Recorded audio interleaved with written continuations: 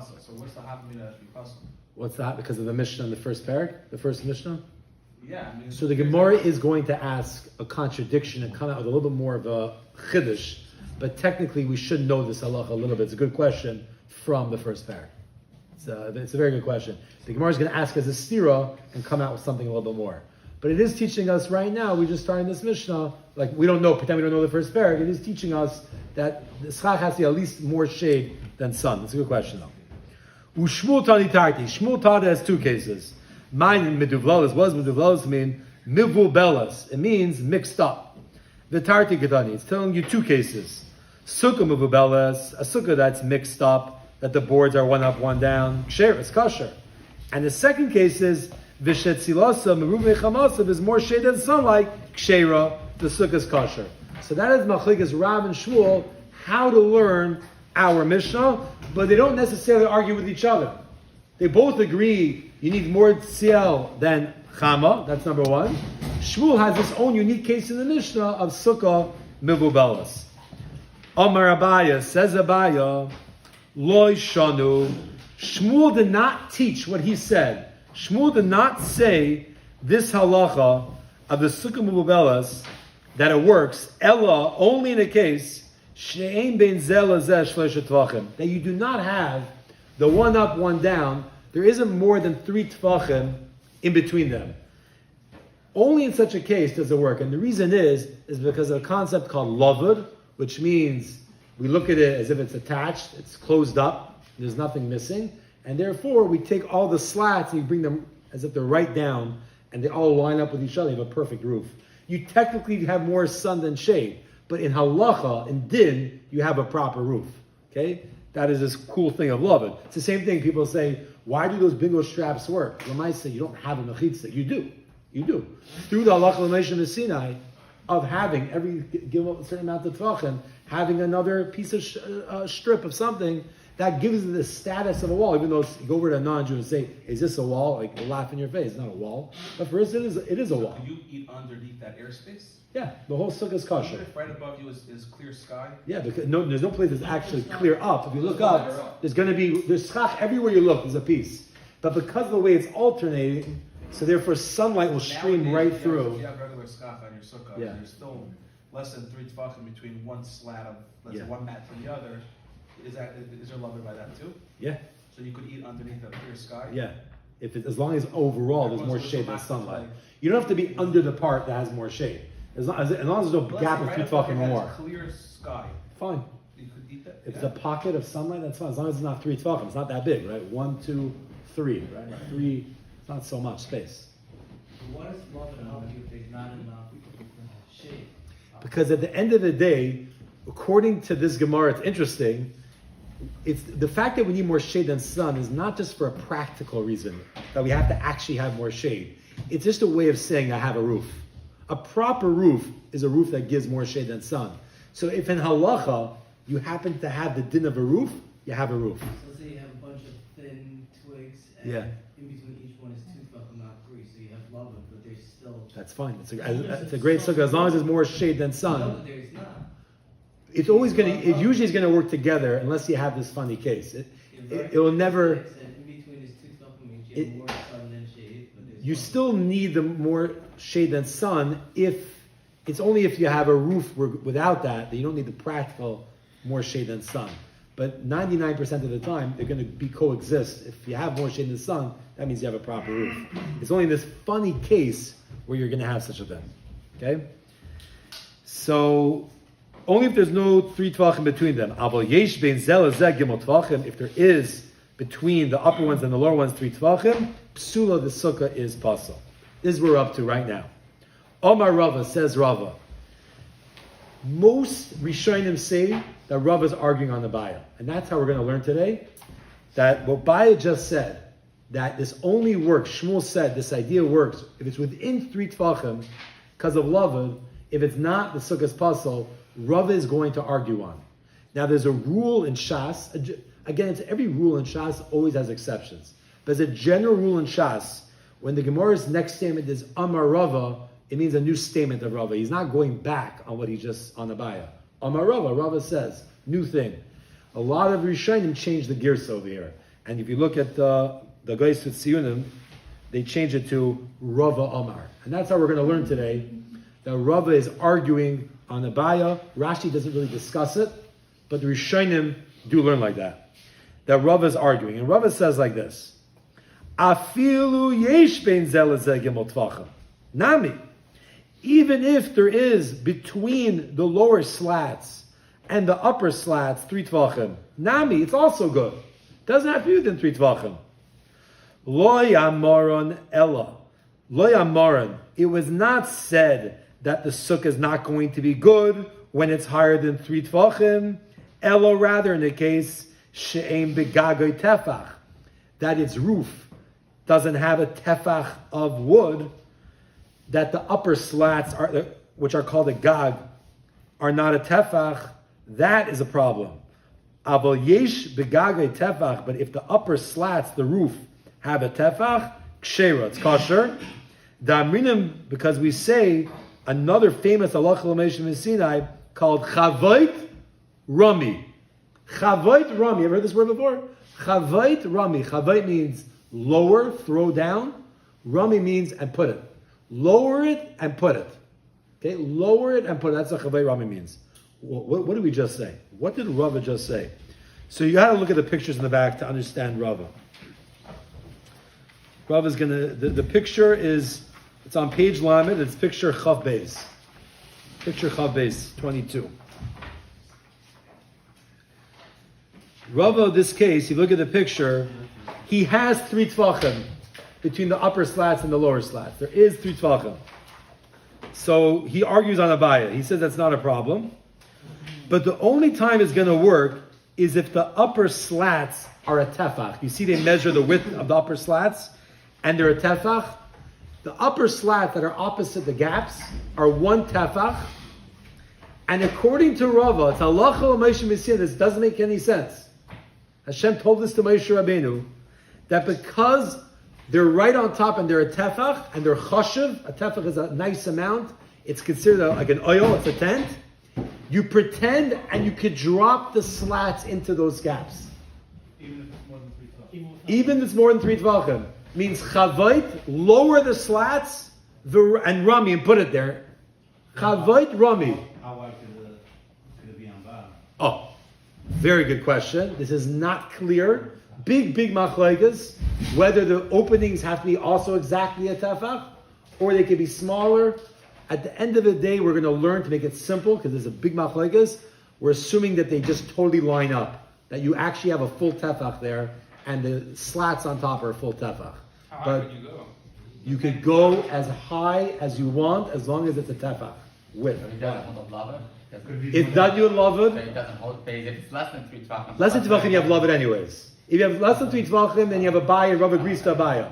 But Rava says, even if it's above 3 tvachim, because you have a different halacha l'Moshe Sinai that's called chavait rami. Anybody ever heard of good achas? Yeah, you heard of that? Yeah. Good achas, very good. Starke guy. Stark. Good achas means, good means is a wall, achas that you extend, that you lower. Sorry, good means to extend and lower. Extend and lower. You take a wall and you can assume that it goes down even though it doesn't. Okay, there's such a concept of walls, you can look at them as going up and going down. This is very similar, but this is within the width of a roof. And you're allowed to say that because there's a piece of slat up there and there's an empty gap underneath, you could actually pretend as if it slips right down in there and you have a full-blown roof. It's called chavait rami. So Nachamo, Rav is telling us that you don't even need 3 tvachim. You have 3 tvachim, you're right, you have loved. I'm with you, Abaya. I'm telling you, even if you don't have 3 tvachim, the only time it doesn't work is if the gag, when we say the word gag here, we mean those upper slats, which are more of a roof than the lower ones. If the upper slats don't have a tefach, it doesn't work. They're not chashav enough. It can't be a small piece of wood. It's part of the Lach L'Meshim Sinai. Once they're a tefach, which is usually how big oil is, going back to the world of oil is, you could look at and say as if it's smacked down, and you have a full-blown... So a bite doesn't hold of the halacha Sinai, or? It's not clear. So a lot of Rishonim say, I don't know how Rishonim, more Achronim, they say, Abai Rav not even arguing. Abai would agree to this. He wasn't talking about where it's a tefach necessarily. But most people say Abai didn't hold of it, and Rava is arguing on Abai, and that's where we're going to go. Rava is arguing on Abai and saying that this halacha, maybe Abai didn't apply it over here. I'm not sure. More than tefach? Could be more than a tefach? Yeah. Again, assuming, based on your question, the gap would also be more than a tefach. You can pretend you could just put it right down into its gap. Works out perfectly. Just to look at the words of the Gemara again. Amar Rava said, and Rava is addressing Abaya, Afilu yesh ben zeh lezeh shleishet tvachim nami. Even if you have a gap of 3 tvachim between the upper slats and the lower slats, nami also is going to be good. Why?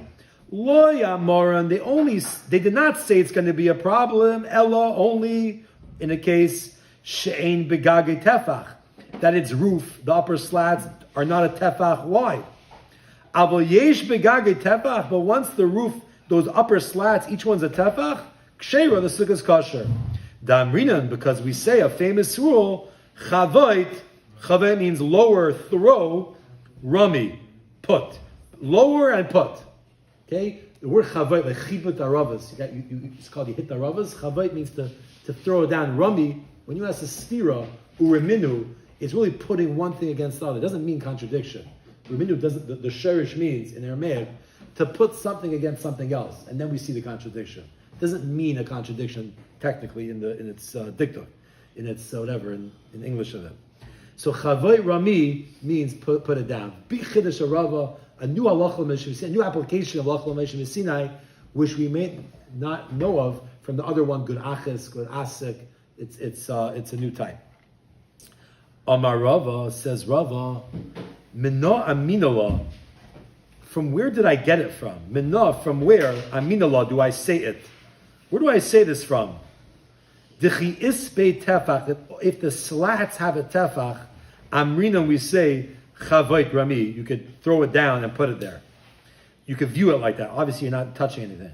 Dichi lesbe, and if you don't have a tefach, lo yamrina chavait rami. We do not say lower and put it down. Where do I get this from? Where's my makar? The makar is a mishnah in Ohalois. Don't get scared. It's not a hard mishnah, but we're back to Ohalois. Okay? The mishnah Ohalois says like this. Koires habayis vo'aliyah. You have beams. A bias is a lower floor. And anytime learning Mishnah's Gemara, generally, a bias is the lower part of the house, and usually a room is called a bias. The main part of the house, the first floor, is your bias, and the upstairs, you live in a 2-story home, it's called the aliyah. Sometimes you call it the attic, but the second story is called the aliyah.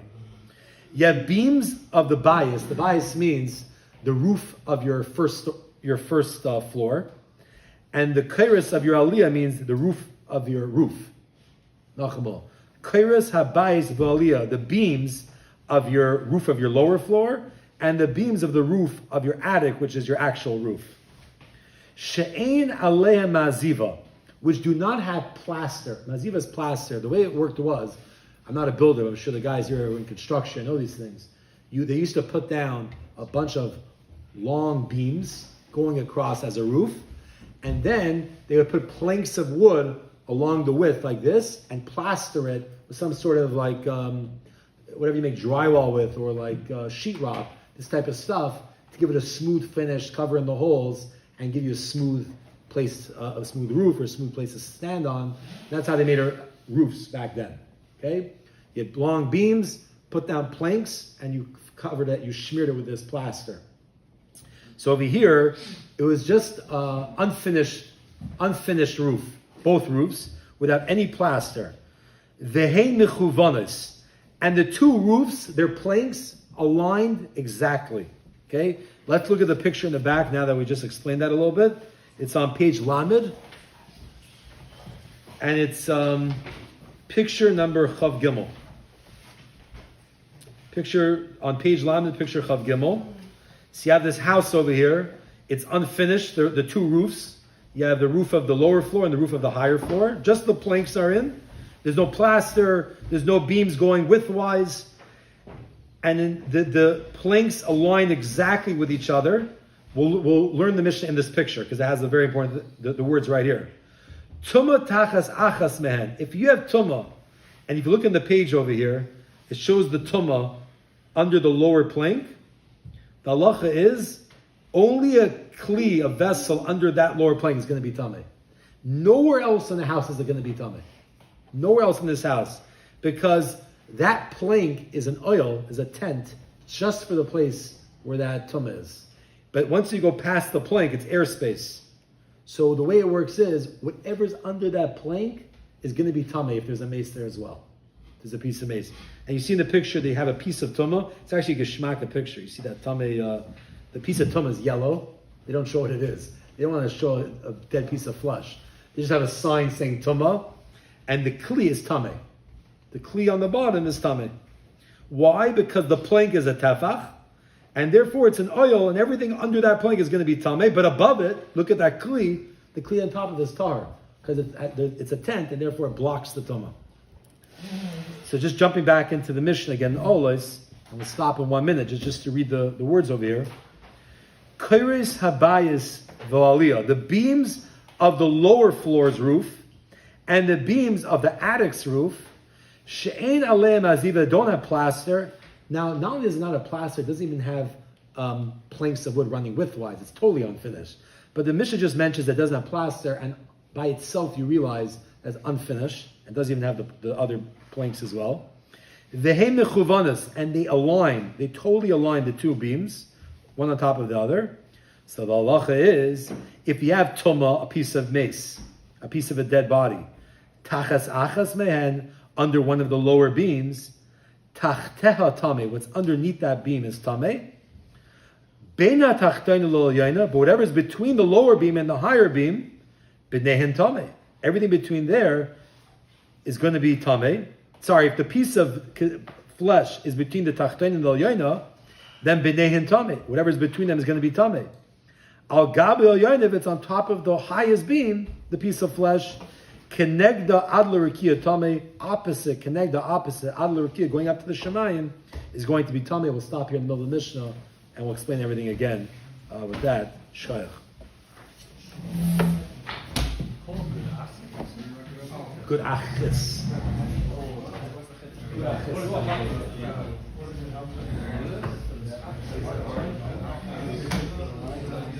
That's the wall. Here we're using it. Part of the wall.